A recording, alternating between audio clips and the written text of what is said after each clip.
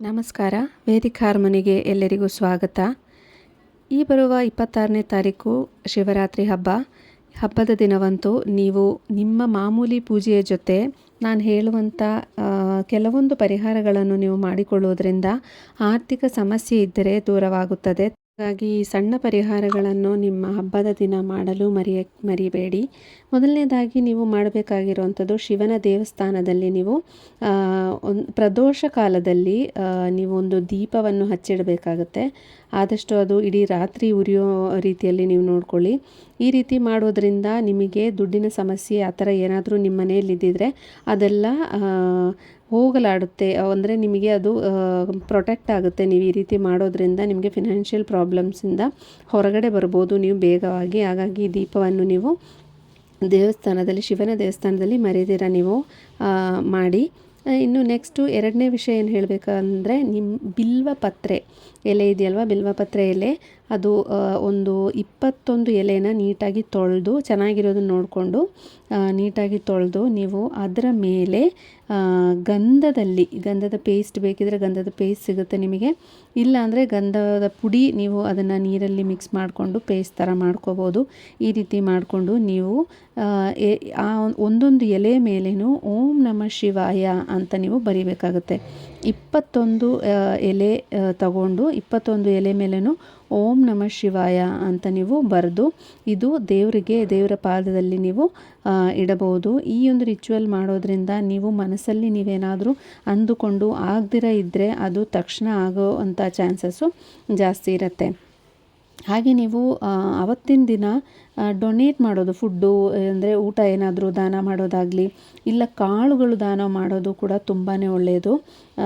ಅದು ನೀವಾಗ ಯಾರಾದರೂ ಬೇಕಾಗಿರೋರಿಗೆ, ಇಲ್ಲಾಂದರೆ ಹಬ್ಬದ ದಿನ ದೇವಸ್ಥಾನ ಹತ್ರ ಯಾರಾದರೂ ಇದ್ದರೆ, ಇಲ್ಲ ಮಕ್ಕಳು ಊಟ ಇಲ್ದಿರೋಂಥ ಮಕ್ಕಳು ಯಾರಾದರೂ ನಿಮಗೆ ಗೊತ್ತಿರೋಂಥ ಅಕ್ಕಪಕ್ಕ ಎಲ್ಲಾದರೂ ಇದ್ದರೆ ಅವ್ರಿಗೆ ತೊಗೊಂಡೋಗಿ ಕೊಡೋದು ಎಲ್ಲ ನೀವು ಮಾಡ್ಬೋದು. ಈ ರೀತಿ ಮಾಡೋದ್ರಿಂದ ತುಂಬಾ ಒಳ್ಳೆಯದಾಗುತ್ತೆ. ನೆಕ್ಸ್ಟು ನೀವು ಮಾಡಬೇಕಾಗಿರೋ ಅನ್ನೋದು, ನಂದಿಗೆ ಮೇವು ಹಾಕೋದು, ಅಂದರೆ ಹಸಿರು ಮೇವನ್ನು ನೀವು ಹಾಕೋದು ತುಂಬ ಒಳ್ಳೆಯದು ಹಬ್ಬದ ದಿನ. ಯಾಕೆಂದರೆ ನಾವು ನಂದಿ ಶಿವನ ವಾಹನ ಅಂತ ನಾವು ಕನ್ಸಿಡರ್ ಮಾಡ್ಕೊಂಡಿದ್ದೀವಿ. ಹಾಗಾಗಿ ನಂದಿಗೆ ನಾವು ಈ ಹಸಿರು ಮೇವನ್ನು ಹಾಕೋದ್ರಿಂದ ನಮಗೆ ತುಂಬಾ ಒಳ್ಳೆಯದು. ಹಾಗೆ ಪ್ರಾಸ್ಪೆರಿಟಿ, ಅಂದರೆ ನಮಗೆ ಹಣಕಾಸಿನ ಸಮಸ್ಯೆ ಏನಾದರೂ ಇದ್ದರೆ ಅದು ಬೇಗನೆ ದೂರ ಆಗುತ್ತೆ. ಹಾಗೆ ರುದ್ರಾಭಿಷೇಕ ಮಾಡೋದು ಕೂಡ ತುಂಬ ಒಳ್ಳೆಯದು ಶಿವನಿಗೆ ಹಬ್ಬದ ದಿನ. ಅದರ ಜೊತೆಯಲ್ಲಿ ನೀವು ಮಹಾಮೃತ್ಯುಂಜಯ ಮಂತ್ರನ ಜಪಿಸ್ಬೋದು. 108 ಬಾರಿ ಜಪಿಸ್ಬೋದು. ಇಲ್ಲ ನಿಮ್ಮ ಕೈಯಲ್ಲಿ ಎಷ್ಟು ಸರಿ ಆಗುತ್ತೆ ಅಷ್ಟು ಸರಿ ಜಪಿಸೋದು ಕೂಡ ತುಂಬಾ ಒಳ್ಳೆಯದು. ಈ ರೀತಿ ಮೃತ್ಯುಂಜಯ ಮಂತ್ರ ಹೇಳೋದು ಮನೆಯಲ್ಲಿ ಒಂದು ರೀತಿ ಪಾಸಿಟಿವ್ ಎನರ್ಜಿ ಬರೋದು ಕೂಡ ಜಾಸ್ತಿ ಆಗುತ್ತೆ. ಹಾಗಾಗಿ ಮೃತ್ಯುಂಜಯ ಮಂತ್ರ ನೀವು ಹೇಳ್ಬೋದು. ಅದು ಆರೋಗ್ಯಪರವಾಗಿ ನಿಮಗೇನಾದರೂ ತೊಂದರೆಗಳಿದ್ದರೆ, ಇಲ್ಲ ಮನೆಯಲ್ಲಿ ಯಾರಿಗಾದರೂ ಆರೋಗ್ಯ ಸಮಸ್ಯೆ ಏನಾದರೂ ಇದ್ದರೆ ನೀವು ಮೃತ್ಯುಂಜಯ ಮಂತ್ರ ಹೇಳೋದ್ರಿಂದ ತುಂಬಾ ಒಳ್ಳೆಯದಾಗುತ್ತೆ.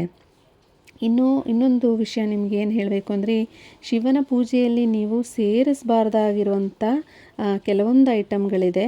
ಅದು ಏನೇನು ಅಂತ ನೋಡೋಣ. ಮೊದಲನೇದಾಗಿ, ಶಿವನಿಗೆ ಯಾವಾಗಲೂ ವಿಭೂತಿಯಿಂದನೇ ನೀವು ಹಣೆ ಮೇಲೆ ವಿಭೂತಿಯಿಂದ ನೀವು ಅಲಂಕಾರ ಮಾಡಿ, ಈ ಅರಿಶಿನ ಕುಂಕುಮವನ್ನು ಶಿವನ ಪೂಜೆಯಲ್ಲಿ ಸೇರಿಸ್ಕೋಬೇಡಿ.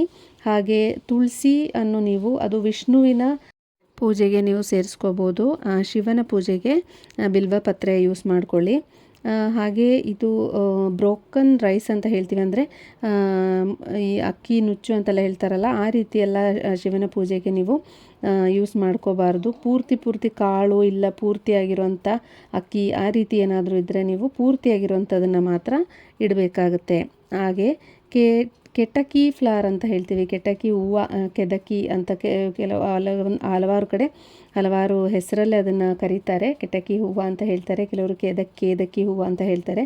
ಈ ಹೂವನ್ನು ಕೂಡ ನಾವು ಶಿವನ ಪೂಜೆಗೆ ಯೂಸ್ ಮಾಡೋ ಹಾಗಿಲ್ಲ. ಹಾಗೆ ನಾನು ಹೇಳಿದಾಗೆ ಕುಂಕುಮ ಕೂಡ ನಾವು ಶಿವನ ಪೂಜೆಗೆ ಯೂಸ್ ಮಾಡಬಾರ್ದು, ಹಣೆ ಮೇಲೆ ಇಡೋದಾಗಲಿ ಮಾಡಬಾರ್ದು. ಅದ್ರ ಬದಲು ನೀವು ವಿಭೂತಿ, ಭಸ್ಮ ಅನ್ನೋ ದೇವರ ಹಣೆ ಮೇಲೆ ಇಡ್ಬೋದು. ಆ ರೀತಿ ಇಡೋದ್ರಿಂದ ತುಂಬಾ ಒಳ್ಳೆಯದು. ನಾನು ಹೇಳಿರುವಂಥ ಕೆಲವೊಂದು ರಿಚುವಲ್ಗಳನ್ನು ನೀವು ಮಾಡುವಂಥ ಶಿವನ ಪೂಜೆಯ ಜೊತೆ, ಹಬ್ಬದ ಪೂಜೆಯ ಜೊತೆ ನೀವು ಸೇರಿಸ್ಕೊಳ್ಳೋದ್ರಿಂದ ನಿಮ್ಮ ಪೂಜೆಯ ಫಲದ ಜೊತೆ ನೀವು ಮಾಡುವಂಥ ರಿಚುವಲ್ನ ಒಂಚೂರು ಫಲ ಕೂಡ ನಿಮಗೆ ಅದ್ರ ಜೊತೆಯಲ್ಲಿ ಸಿಗುತ್ತೆ. ಹಾಗಾಗಿ ನಿಮಗೇನಾದರೂ ಆರ್ಥಿಕ ಸಮಸ್ಯೆ ಮನೆಯಲ್ಲಿದ್ದರೆ, ಇಲ್ಲ ಆರೋಗ್ಯ ಸಮಸ್ಯೆ, ಆ ರೀತಿ ಏನಾದರೂ ನೀವು ಫೇಸ್ ಮಾಡ್ತಿದ್ದಿದ್ರೆ ನಿಮಗೆ ಆದಷ್ಟು ಬೇಗ ಆದರೂ ಫಲ ಸಿಗುತ್ತೆ, ನಿಮಗೆ ಒಳ್ಳೆಯದಾಗುತ್ತೆ. ಶಿವನ ಆಶೀರ್ವಾದ ಎಲ್ಲರಿಗೂ ಇರಲಿ ಅಂತ ದೇವರಲ್ಲಿ ಪ್ರಾರ್ಥನೆ ಮಾಡ್ತಾ, ನನ್ನ ವಿಡಿಯೋ ನಿಮಗೆ ಇಷ್ಟ ಆಗಿದ್ದರೆ ನನ್ನ ಚಾನಲನ್ನು ಸಬ್ಸ್ಕ್ರೈಬ್ ಮಾಡಿ. ಹಾಗೆ ಮುಂದಿನ ವಿಡಿಯೋದಲ್ಲಿ ಸಿಗೋವರೆಗೂ ನಮಸ್ಕಾರ.